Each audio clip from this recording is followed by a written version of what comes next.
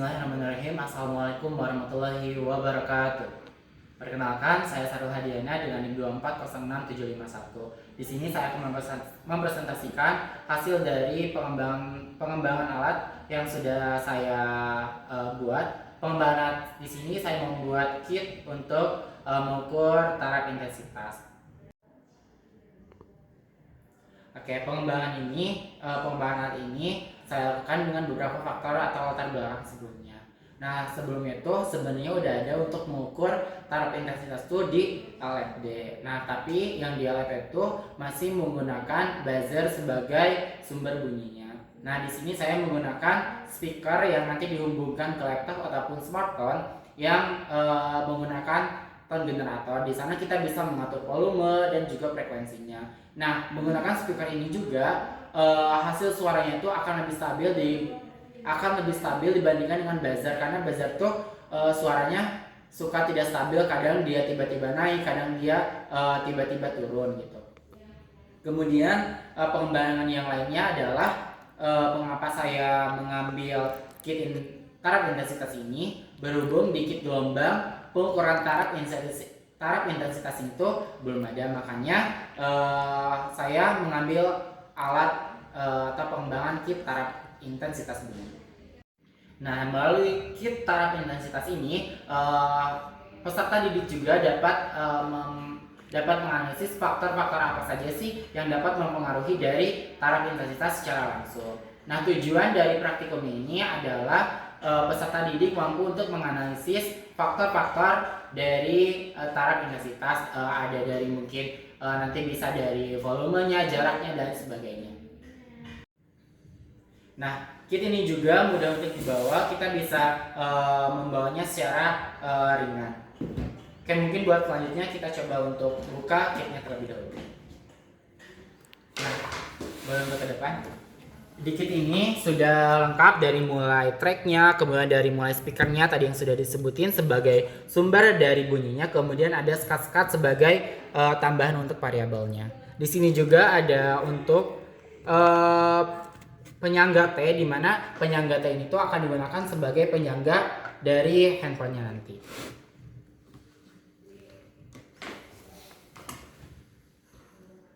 Oke, buat selanjutnya kita coba untuk merakit terlebih dahulu, atau kita praktekkan bagaimana sih cara merakit atau menyusun dari alatnya.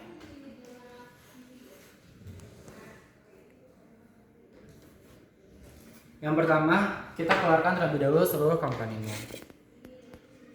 Nah, selanjutnya kita harus melihat dari skala penggarisnya. Di sini ada skala 0 sampai 20. Nah, skala 0 sampai 20 itu nanti yang selanjutnya bakal ada dari 21 dan juga seterusnya.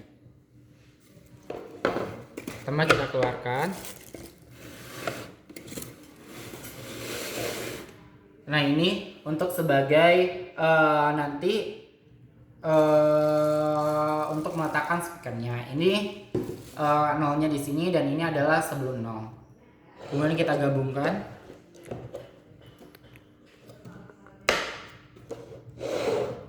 Jadi track seperti ini. Kemudian kita coba susun yang lainnya juga.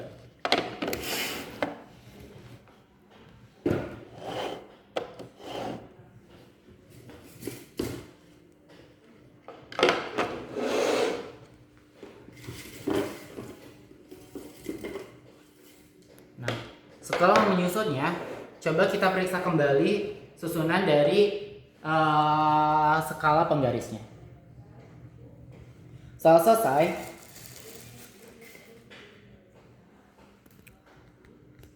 kita coba nyalakan terlebih dahulu untuk speakernya, kemudian disimpan tepat di sebelum 0.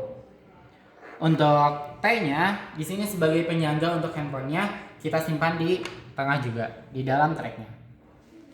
Setelah itu, jangan lupa kita siapkan laptop atau handphone yang akan tersambung speaker sebagai sumber bunyinya. Nanti di laptopnya itu akan terpasang tone generator, dimana untuk sebagai sumber bunyinya. Nah, yang kedua kita coba untuk handphone yang kedua. Di sini kita sudah terpasang aplikasi Physics Toolbox, dimana ini sebagai alat ukurnya. Kemudian kita masuk ke pengukur bunyinya.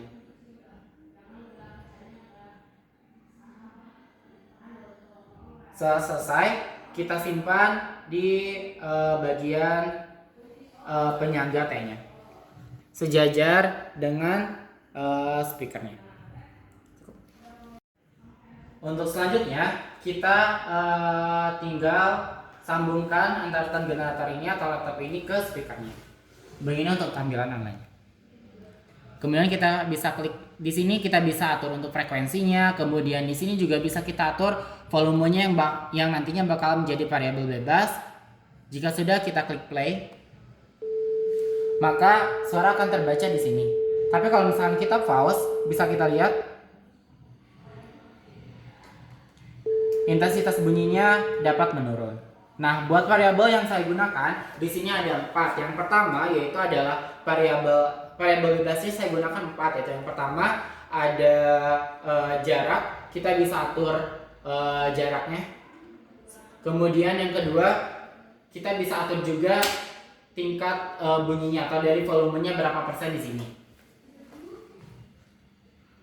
Biasanya saya gunakan di kelipatan 20, 0, 20 sampai 100. Kemudian yang ketiga, saya juga menggunakan jumlah skat. Di sini ada 5 skat yang bisa digunakan.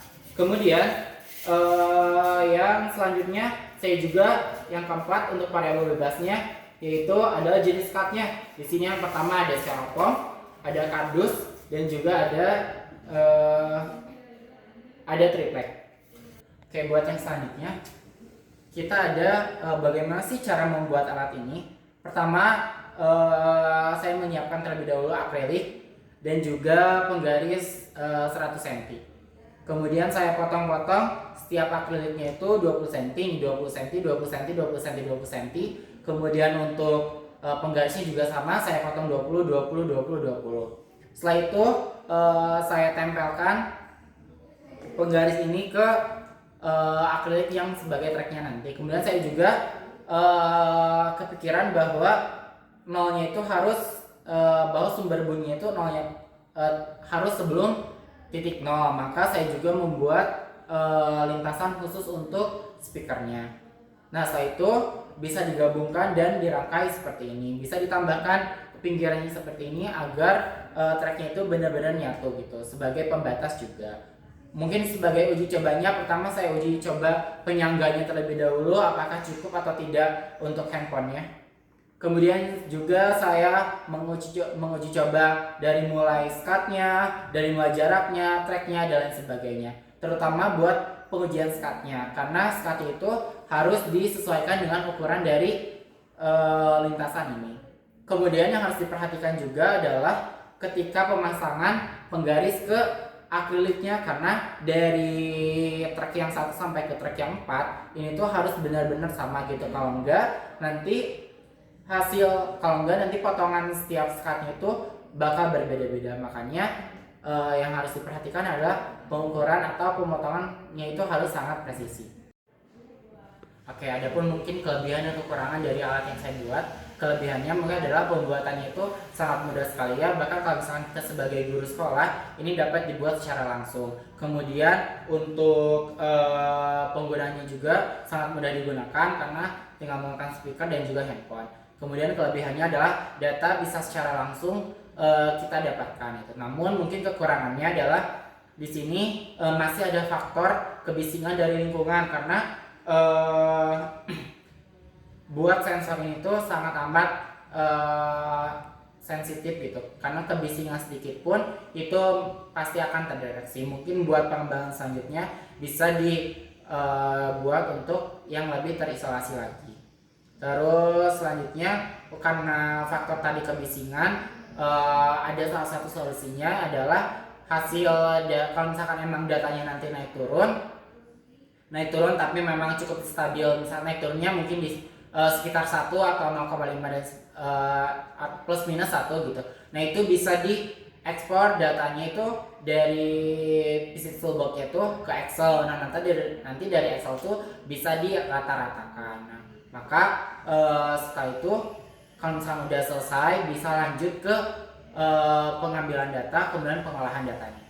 Berdasarkan data yang diperoleh dapat dilihat juga melalui grafik taraf intensitas bunyi ini menurun gitu. Hal ini menunjukkan bahwa semakin jauh jarak antara sumber bunyi dan juga penerima, semakin kecil taraf intensitas bunyi yang diterimanya. Harusnya menurunnya itu secara logaritmik, tapi di sini sudah terlihat polanya bahwa menurunnya secara logaritmik. Hasil percobaan ini sesuai dengan teori bahwa energi bunyi itu akan menyebar saat merambat, sehingga intensitas bunyi itu yang diterima akan semakin berkurang. Nah, untuk selanjutnya itu pengaruh volume sumber bunyi terhadap taraf intensitasnya. Berdasarkan data yang peroleh dapat dilihat di sini menunjukkan bahwa semakin besar volume sumber bunyi, maka semakin besar pula taraf intensitasnya yang diterima. Di sini hasilnya itu meningkat secara logaritmik. Hasil percobaan ini sesuai dengan teori bahwa peningkatan volume ini menyebabkan energi bunyi yang dipancarkan semakin besar, sehingga bunyi yang diterima oleh penerima juga akan semakin kuat. Nah, untuk selanjutnya, pengaruh dari jumlah skatnya. Berdasarkan data yang diperoleh, taraf intensitas bunyi mengalami penurunan dari 75,2 desibel menjadi 71 desibel saat menggunakan 5 skat. Hal ini menunjukkan bahwa semakin banyak jumlah skat yang dipasang, semakin kecil taraf intensitas bunyi yang diterima.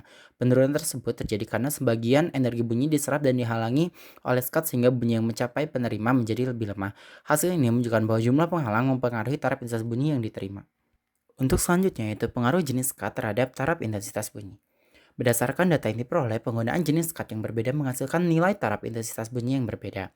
Nilai taraf intensitas bunyi terendah diperoleh pada penggunaan triplek, sehingga dapat disimpulkan bahwa triplek merupakan bahan yang paling efektif dalam mengurangi bunyi. Hal ini menunjukkan bahwa kemampuan peredaman bunyi dipengaruhi oleh karakteristik dan kerapatan bahan penghalang yang emang nanti digunakan. Nah, untuk selanjutnya, di sini sudah disediakan LKPD Cookbook taraf intensitas bunyi, di mana di LKPD ini sudah diberikan secara jelas dan juga rinci mulai dari tujuannya, kemudian variabelnya apa saja, alat dan bahan, hingga prosedurnya. Sampai di tabel data pengamatan dan juga cara bagaimana sih menganalisis datanya di sini sudah disediakan. Di sini juga disediakan buat pemahaman konsepnya hingga ke refleksinya. Terima kasih atas perhatiannya. Cukup sekian. Wassalamualaikum warahmatullahi wabarakatuh.